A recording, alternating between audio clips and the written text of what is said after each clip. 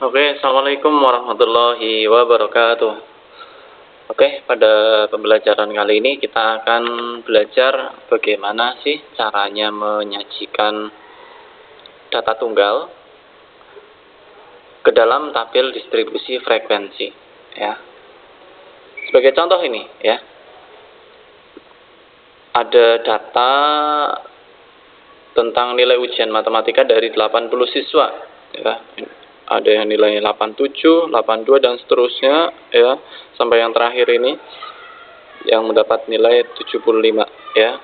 Terus perintahnya di sini, sajikan data tersebut dalam bentuk tabel distribusi frekuensi, ya. Seperti yang pada materi sebelumnya sudah kalian pelajari tentang tabel distribusi frekuensi, ya. Masih ingat ya? Jadi yang tampilannya nanti seperti ini. Ini. Tak perbesar. Nah, ini contoh kalau misalnya datanya tentang berat badan. Jadi yang namanya tabel distribusi frekuensi adalah tabel yang sudah dalam bentuk data terkelompok, ya. Di sini berupa rentangan, ya, dari berapa sampai berapa, berapa sampai berapa, dan seterusnya, ya. Kita tahu bahwasanya untuk tabel distribusi frekuensi itu punya ciri khas, yaitu panjang kelas dari masing-masing interval itu semuanya sama, ya. Jaraknya ini sama. Ini 40 sampai 45, ini kalau kita lihat selisihnya adalah 5, ini juga 46 sampai 51 selisihnya 5 dan seterusnya, ya. Nanti ada tampilan frekuensi, ini yang menunjukkan banyaknya data, ya. Nanti akan kita sajikan, ya. Jadi nilai ujian dari 80 siswa ini akan kita sajikan dalam bentuk tabel yang penampakannya seperti ini, ya. Oke, langsung kita simak saja langkah-langkahnya nanti seperti apa, ya. Yang perlu kalian pahami yaitu langkah-langkahnya untuk membuat tabel distribusi frekuensi, ya, dari data tunggal. Di antaranya yang pertama, ya. Yang pertama kalian harus bisa menentukan jangkauan. Jangkauan itu apa? Simbolnya R. R ini kalau pakai bahasa Inggris, ya. Maksudnya ring. Ring artinya jangkauan. Ring itu bisa didapat dengan cara data yang terbesar atau tertinggi boleh, ya, dikurangi dengan data yang terkecil atau data terendah, ya. Jadi nanti kalian perlu mencari data yang paling besar dikurangi dengan data yang paling kecil. Seperti itu, ya. Terus yang kedua adalah menentukan banyaknya kelas. Nah, kita menggunakan aturan Sturges, ya. Rumusnya seperti ini, ya. K sama dengan 1 ditambah 3,3 kali log N, ya. Kali log N. N di sini itu menunjukkan banyaknya dari data, ya. Kemudian yang ketiga, menentukan panjang kelas. Nah, panjang kelas bisa dicari dengan cara ini tadi, langkah yang pertama nanti kan sudah ketemu berapa ringnya, ya. Terus dari ring yang ada kalian bagi dengan K. K itu banyak kelas. Ini juga nanti udah dihitung, berarti tinggal hasil yang ini, ya. Tinggal dibagi dengan hasil yang ini, ya. Kemudian langkah yang keempat, menentukan batas bawah interval kelas yang pertama.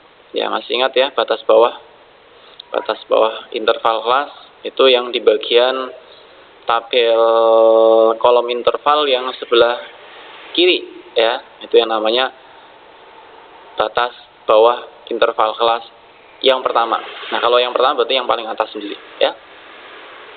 Ya, biar lebih paham langsung saja kita simak, ya, untuk cara menghitungnya, ya, dari langkah per langkah itu seperti apa, ya. Mulai dari langkah yang pertama. Ini soal yang tadi, ya. Jadi langkah pertama kita akan menentukan yang namanya jangkauan. Ya, jangkauan itu rumusnya ini seperti ini, ya. Nilai yang terbesar dikurangi nilai yang terkecil, ya. Karena ini hubungannya dengan nilai, datanya berupa nilai ujian. Berarti kita cari nilai yang paling besar. Coba lihat yang teliti, ya. Sini ada nilai 80-an, 70, ini masih 80 kayaknya. Ini 89 lumayan besar. Siapa tahu ada yang lebih besar lagi. Ini 95 besar ya. Ada yang lebih apa tidak? Ya. Ini 99 lebih besar lagi ya. Ada yang lebih besar dari 99. Ternyata nggak ada ya. Ya. Kalau nggak ada berarti ini. Nah, yang ini yang disebut dengan data yang terbesar, X-max ya. Terus X-min adalah data yang terendah, atau dalam hal ini adalah nilai yang paling rendah. Silahkan cari yang nilainya paling kecil ya. Nah, 38. Mungkin ada yang lebih kecil lagi dari 38.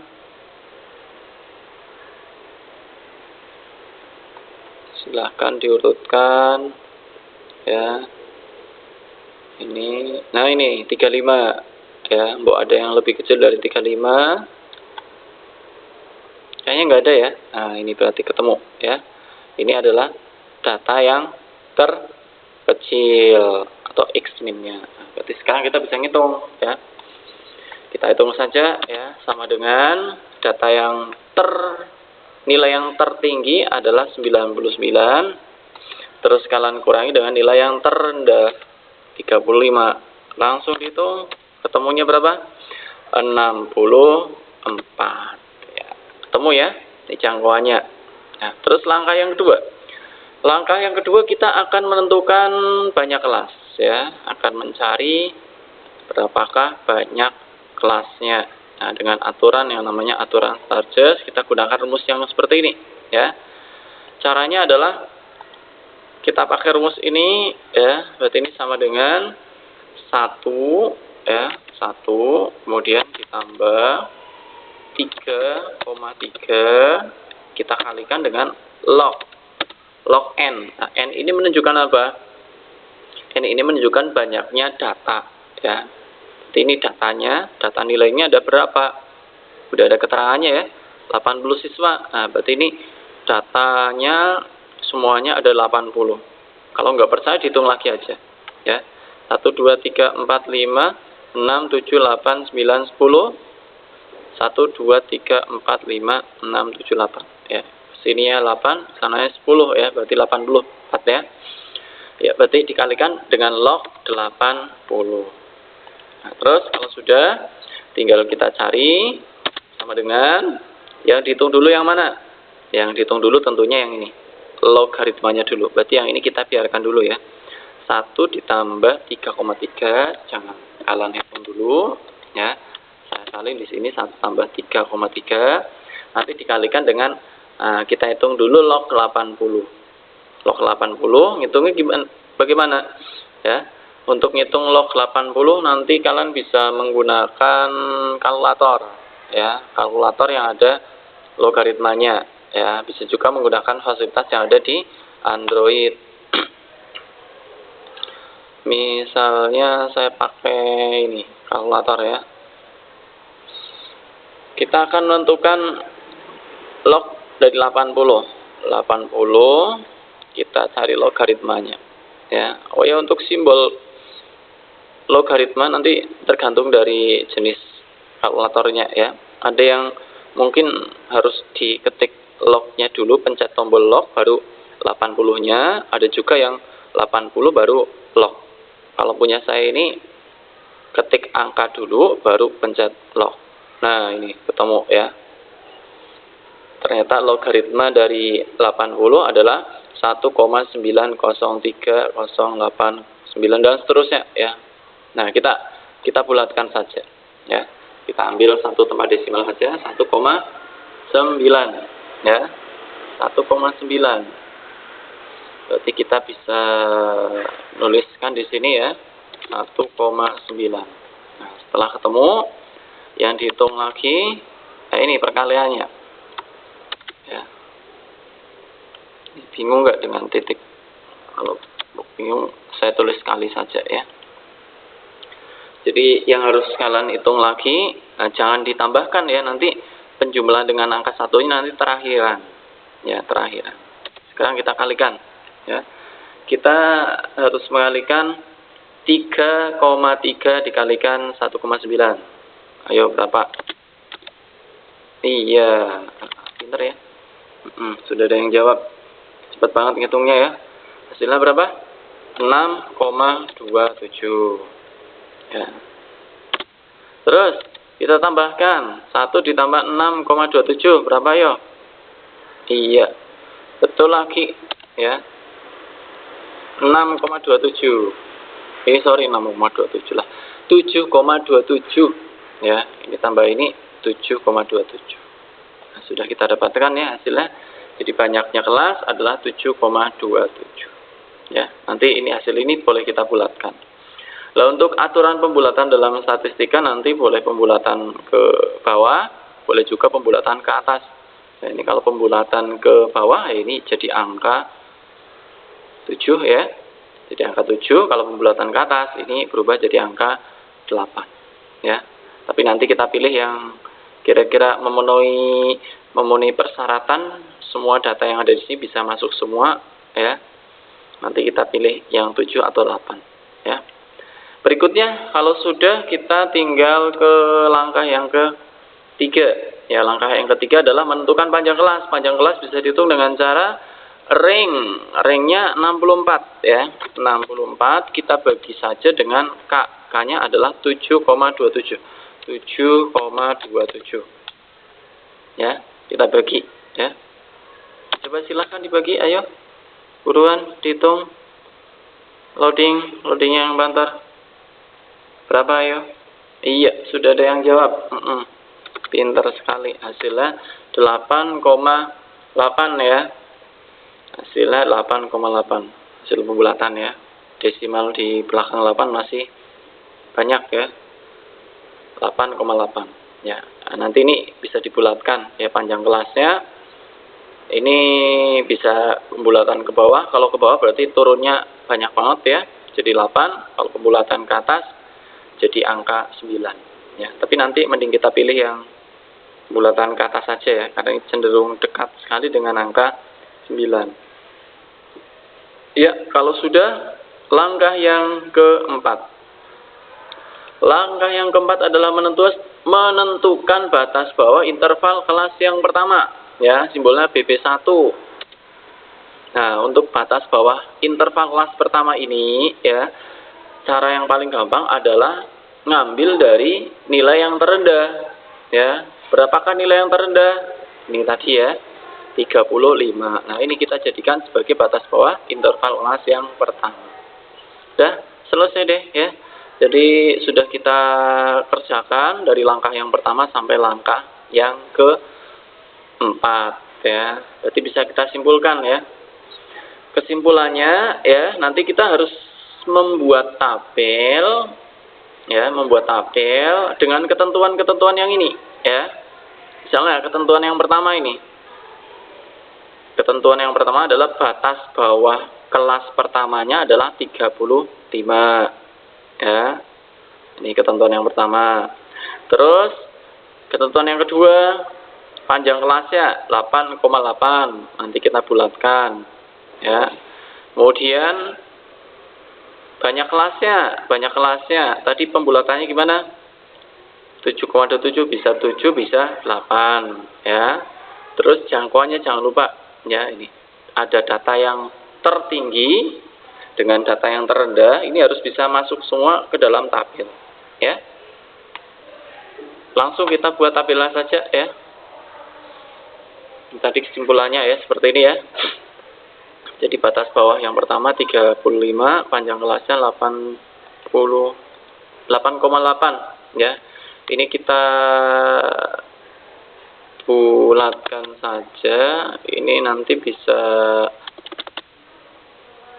dibulatkan. Saya tulis tanda kurung saja. Panjang kelasnya ini 9 ya. Ya, jadi angka 9 saja. Karena cenderung dekat dengan angka 9 ya. Kalau yang ini 7,27 mungkin dekatnya ke angka 7 ya.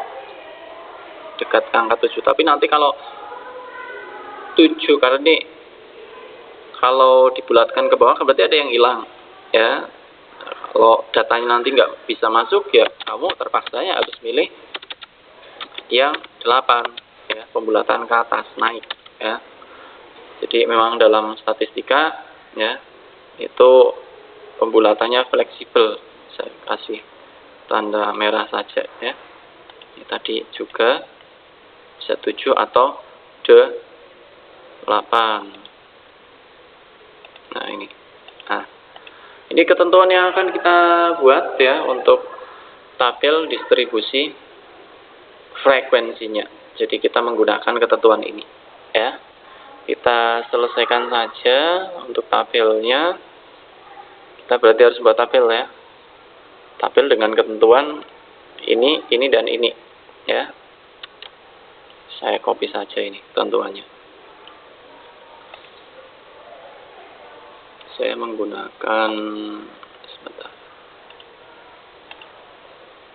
Nah, ini.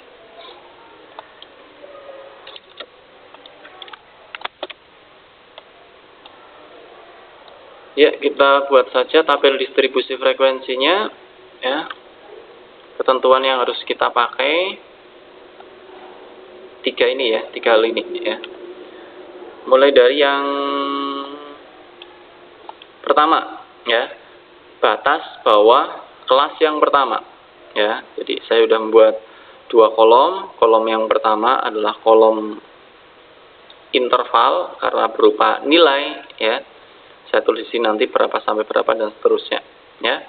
Ini kolom frekuensi untuk menuliskan banyaknya data, ya. Batas bawah yang pertama, ya. Batas bawah masih ingat, ya. Ini di bagian yang sebelah mana? Iya, tepat di sini, ya. Batas bawah. Kalau ini batas atas ini, ya. Batas bawah ini yang sebelah sini. Batas bawah kelas yang pertama, berarti angka 35 ini kita taruh di sini, ya. 35, ya. Paham? Paham dong, ya.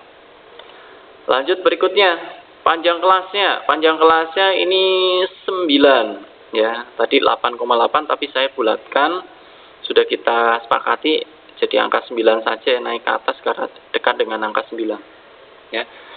Masih ingat tentang panjang kelas, ya? Supaya panjang kelasnya 9, ya, berarti gimana? Ya, nah, tinggal ditambahkan saja ini 35 ditambah 9, ya. Jadi untuk mendapatkan angka yang di sini, ya, angka yang di sini, ya, dari ini 35 ditambah dengan panjang kelasnya, ya. 35 tambah 9 berapa? Iya, tepat 44. Berarti ke bawah juga sama aja, ya. Ini tambah 9 lagi. Berapa ya? 53, ya. Terus tambah 9 lagi, ya. Tambah 9 berapa ya? 62, ya. Tambah 9 lagi 71, tambah 9 lagi 80, tambah 9 lagi 89. Sudah berapa ini? Ingat, ya, ketentuan ini, Pak. Banyak kelas. Banyak kelasnya kalau nggak 7, 8. Ya, ini udah berapa? 1, 2, 3, 4, 5, 6, 7. Nah, sementara kita pakai yang 7 dulu, ya. Nanti kalau misalnya keliru, ya, berarti kita milih yang 8. Ya, coba sampai sini dulu, ya. Jadi ini banyak kelasnya. Banyak kelasnya 7. Sementara, ya. Baru sementara. 1, 2, 3, 4, 5, 6, 7. Ya. Kita lengkapi yang bagian yang sebelah kanan, ya. 35 sampai berapa? Ya. Nah, tentunya ya sebelumnya ini, ya. Datanya jangan sampai crash. Kalau misalnya kalian nulis kayak gini asal 45, ini crash berarti, ya. 45 nanti ada di data ini, ada di data sini, ya. Keliru berarti. Ya, berarti supaya nggak crash, ini sebelumnya angka ini, berarti 43, ya. Ini berarti sebelumnya ini 52, ya. Terus yang ini sebelumnya yang 61. Terus yang ini sebelumnya 71, sebelumnya 71, berarti 70. Yang ini sebelumnya 80, 79. Seperti itu ya. Ini juga sama aja, sebelumnya 89 berarti 88 ya. Berarti yang ini berapa? Ya, tambah ya. Untuk mendapatkan ini kan dari sini ke sini ya, ini bisa menggunakan panjang kelas ya. Panjang kelasnya 9 ya. Berarti ini tambah 9 pasti ketemu 52 ya. Tambah 9 61 tambah 9 70 tambah 9 79 tambah 9 lagi 88. Nah, berarti untuk mendapatkan ini juga sama saja ya. Berarti ini tambah 9, berarti 90 berapa? Iya, 97 ya. 97. Kemudian kalau sampai sini saja ya, berarti datanya bisa masuk semua apa tidak? Ya, bisa masuk semua apa enggak? Ya, berarti kita lihat soalnya dulu ya. Kita lihat soalnya. Ini saya geser dulu. Soalnya mana ya? Nah, ini soalnya ya. Nilainya seperti ini ya. Tadi nilai yang tertinggi 99 ya. Nah, nggak bisa masuk ya. 99 nggak bisa masuk. Mau dimasukkan kemana kalau cuma kayak gitu? Kalau ini yang terakhir 97. Nah, berarti kan kurang ya. Data tertinggi nggak bisa masuk. Nah, karena data tertinggi nggak bisa masuk, berarti terpaksanya kita tidak milih yang banyak kelas 7. Tapi banyak kelas yang benar adalah 8. Berarti tambah satu lagi ya, supaya lengkap 8 sininya ya. Tambah satu lagi, berarti ya setelah 97, ini berarti 98 ya. Sampai berapa? Nah, ini tambah 9 tentunya ya. Tambah 9 berapa ayo? 106. Seperti itu ya. Ini untuk mendapatkan nilai-nilai dari apa? Dari batas bawah dan batas atasnya ya. Mungkin bisa dipahami ya. Semoga bisa ya. Di tabelnya sudah kita dapatkan ya.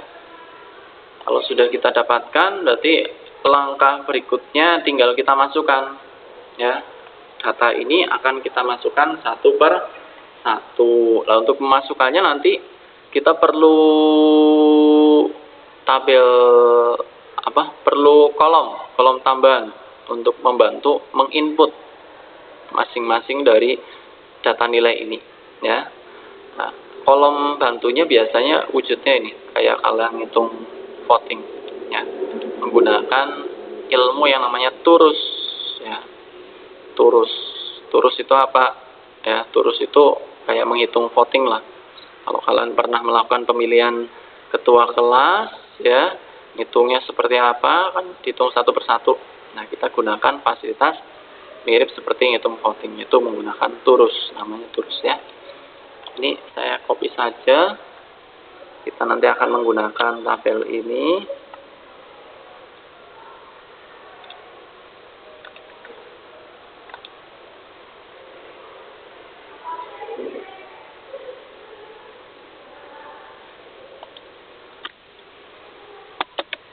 Nah, ini ya. Kita akan menggunakan tabel ini untuk memasukkan datanya ya, untuk menginput datanya berarti juga harus kita ambil ya. Tadi datanya yang di mana ya? Nah, ini data yang ini ya. Soal semula saya copy saja. Oke. Soal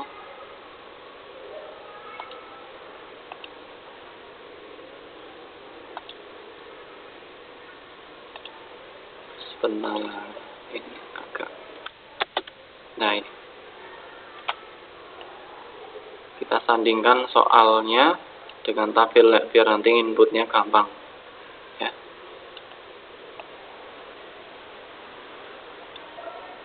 Udah, biar sama-sama kelihatan jelas ya.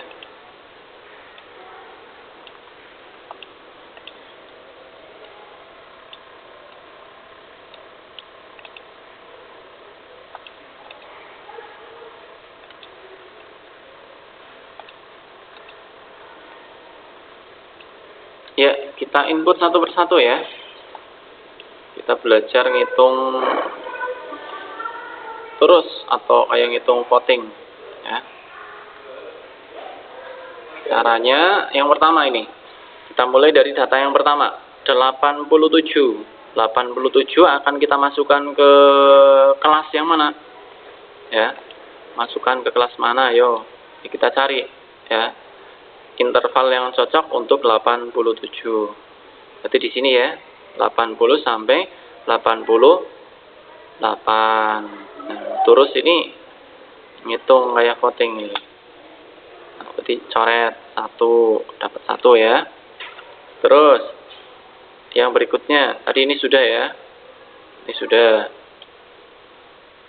Sudah, terus sekarang yang ini. Yang ini. 82 berarti masuk ke sini lagi. Terus 74 masuk mana? 74 masuk sini ya. Coret. Terus 83 masuk sini lagi. 86 masuk sini lagi. 67 masuk mana? Sini ya. Ini 67 masuk sini. Satu persatu telaten ya. 88 masuk sini ya. Ini kan 1, 2, 3, 4 ya. 5-nya untuk ngikat ya. Nah, berarti diikat satu iketan ini jumlahnya 5 ya. Terus 71 berarti masuk sini. Coret 1 lagi. 89 masuk sini ya. Dapat 1 lagi. Terus 79 masuk mana? Ayo. Ini ya. Kalian lakukan input satu persatu ya. Dari data yang pertama sampai data yang terakhir. Ya.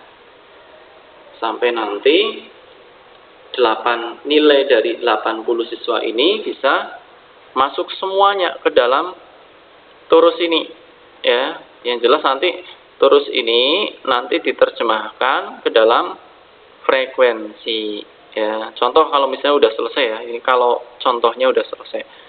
Kalau hasilnya kayak gini berarti ya nulisnya 5, tulis 5. Kalau kayak gini tok ya berarti frekuensinya 3 ya. Kalau ini tok berarti ya 1. Nah, tergantung dari banyaknya terus di sini ya. Jadi ini banyaknya berapa terusnya. Nah, ini ditulis menggunakan simbol angka ya. Bisa dipahami ya? Ya, nanti kalau semuanya datanya sudah dimasukkan semua, coba nanti kalian cek ya. Ini saya udah berusaha untuk ngitung ya. Hitung hasilnya, insya Allah seperti ini ya, insya Allah.